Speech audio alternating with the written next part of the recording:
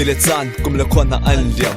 aluan chemi thil me mei bang in an ziam man se zai tik man ziam lo tla lo ding mi ka thin lung mei bang al mi ngak se le kan tuan bia athar in lu an nau than mi thlama chuang than thi rual helen ti chan kha sian kan gai na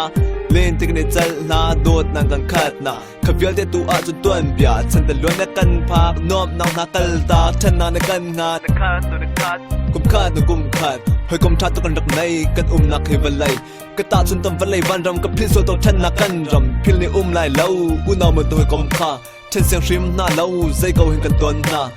du thiam lo tuar za thiam lo ro than zu na mi thi luang ka nga thoi ton hoi kum rual o vo lei chung chan ni klei kho lo win an liam hoi do dro he mun kha dum chan kan biak chung pa thiam san kha za chom min ni khat khat a tom chan chan an ram se hoi dot na tom chan chan an ram se nak le kan lang ne dang cheu na khoi ka mun khoi ka ram da phang cheu na a cheu sang e an kai ram kun man de le a cheu ram dang an kal us ma le cheu kha hoi dot an kir sem na khote le cheu khan na cha an liam thi na vara le christmas chan zong hlum lai kho ti lo khat le khat chon byak zong hlum al ti lo ma hi ma kan nun chan zai hi na kan chua chan a tharin ka van ro than zai da kan ne tlai chan vale thung zia si kai ka van i fiang than nak vale si zong kai ka van i piang mui na bang jeo na ve nuam na bang ngai chen na ve ten chan bang ton chan chan tu sham se ti in thla ka cham zot a khin mi thli ha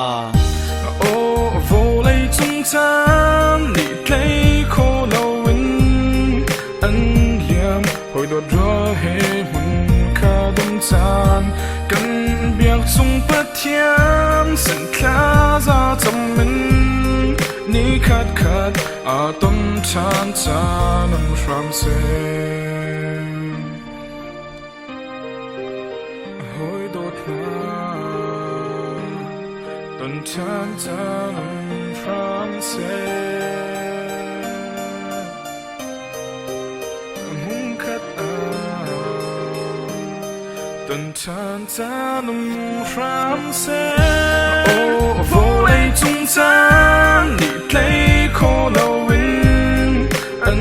liam hoi do dro he mun kha dum chan kan biak chung pa thiam san kha za chom min ni khat khat a tom chan chan an ram se